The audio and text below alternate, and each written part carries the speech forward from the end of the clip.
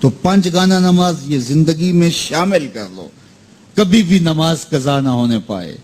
قیامت کے دن بے نمازی کو اللہ دشمنان خدا کی صف میں کھڑا کر دے گا، جہاں نمرود کھڑا ہوگا، جہاں فرعون کھڑا ہوگا، جہاں حامان کھڑا ہوگا، جہاں قارون کھڑا ہوگا، جہاں دشمنان خدا کھڑے ہوں گے، بے نمازی بھی صف میں کھڑا کر دیا جائے گا۔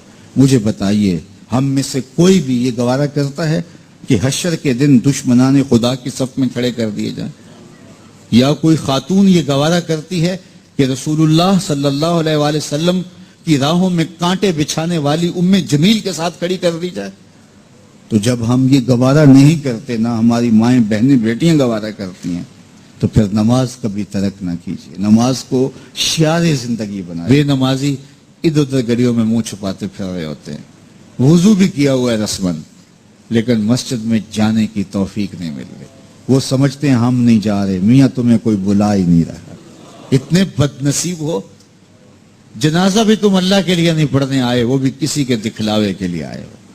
وہ تو فرض کفایہ ہے اور یہ نماز فرض عین تھی، اور یہاں اللہ کا بلاوا آیا، اس کے لیے اذان کوئی نہیں، اس کے لیے اذان ہے، اور تم یہاں اذان سننے کے باوجود بھی مسجد کے باہر گھوم رہے ہو، بہانے کبھی ادھر جا رہے ہو کبھی ادھر جا رہے ہو، اور نمازی مسجد کا رخ کر رہے ہیں۔ تو یہ کتنی بد نصیبی ہوتی ہے کسی شخص کی کہ مسجد کی ہمسائیگی میں بھی رہتا ہو اور مسجد کے قرب میں کھڑا ہو، اسے نماز کی توفیق نہ نصیب۔ تو یہ اس کی طرف سے توفیقات نصیب ہوتی ہیں۔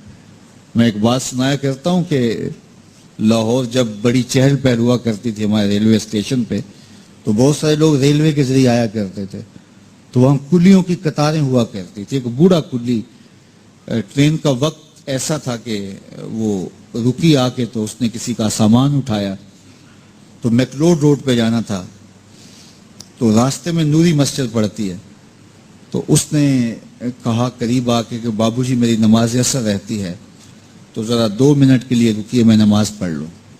تو اس نے کہا ٹھیک ہے، سامان رکھا اور بابا جی اندر نماز پڑھنے چلے گئے۔ نماز اور اعتدال کے ساتھ پڑھتے تھے، رکوع و سجود اچھے طریقے سے کرتے تھے، اور یہ بار بار ٹائم دیکھتا ہے اور کبھی اندر جھانکتا ہے، تو بابا جی ابھی رکوع میں ہیں، کبھی سجدے میں ہیں، کبھی قیام میں ہیں۔ یہ کہتا ہے کہ میں مصیبت میں پھنس گیا کہ بابا جی نماز نہیں چھوڑ رہے۔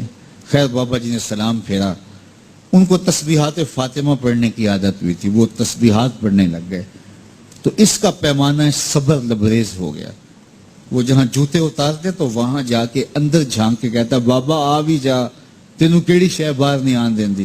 تو بابے نے یوں پلٹ کے دیکھا اور مسکرا کے کہا پتر جڑی شے تینوں اندر نہیں آن دیندی۔ وہ نہ بلائے تو بندہ قرب میں بھی کھڑا ہو تو اندر نہیں جا سکتا۔ اللہ سے توفیق مانگو کہ ہماری نسلوں میں بھی کوئی بے نمازی نہ ہو، 5 گانا نماز کی عادت زندگی میں رچ بس جائے، ہماری اولادیں بھی رب کے حضور سجدہ ریز ہونے والی ہیں۔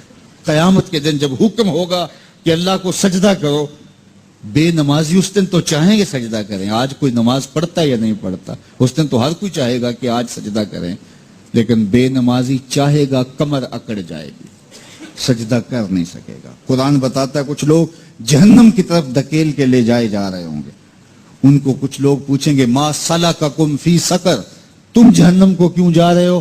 تو وہ کہیں گے لم نکو من المصلین، ہم نماز نہیں پڑھا کرتے تھے۔ یہ بات ذہن میں رکھیں کہ توفیقات اس کی جانب سے ہوتی ہیں، تو اس سے ہمیشہ توفیق مانگیں کہ اللہ اپنے حضور جھکنے کی توفیق نصیب کر دے۔ اس سے بڑا بدبخت نہیں ہے جو اللہ کی حضور جھکنا بھی نہیں جانتا۔ فجر کی اذان ہو رہی ہے اور وہ سو رہا ہے، ظہر گزر گئی کھیل کود میں لگا ہے، عصر گزر گئی وہ اپنے کاروبار میں منہمک ہے، مغرب عشاء گزر گئی اس کو خبر بھی نہیں۔ 5 نمازیں 5 اوقات میں گزر گئی اور اس کا سارا وقت غفلت میں گزر گیا۔ کیسے چین کی نیند آ گئی، کیسا مسلمان ہے، کیسا کلمہ گو ہے۔ اللہ کی حضور سجدہ ریزی کی سارا دن توفیق نصیب نہیں ہوئی، پھر اگلا دن بھی یوں گزر گیا، زندگیاں گزر جاتی ہیں، توفیق سجدہ نصیب نہیں ہوتی۔ اس شخص سے بڑا بدبخت کوئی نہیں جس کو اللہ کی حضور جھکنا نصیب نہیں ہوتا۔ اور یہ بات ذہن میں رکھیے گا، اللہ جب کسی سے ناراض ہوتا ہے تو رزق بند نہیں کرتا، اس کے لیے آب و دانے کی بندش نہیں کر دیتا، اس کی دیگر ضروریات روک نہیں لیتا، اس کو ہر کچھ بہم پہنچ رہا ہوتا ہے، لیکن اللہ کسی سے ناراض ہو سجدے کی توفیق چھین لیتا ہے۔ بندہ سمجھتا میں نماز نہیں پڑھتا، میاں تو کون ہے، تجھے توفیق سجدہ ہی نہیں دی جا رہی، تو نے اللہ کو ناراض کر لیا ہے، وہ تجھے اپنی چوکھٹ پہ بلاتا ہی نہیں، اپنی دہلیز پہ تمہیں حاضری کا اذن ہی نہیں دے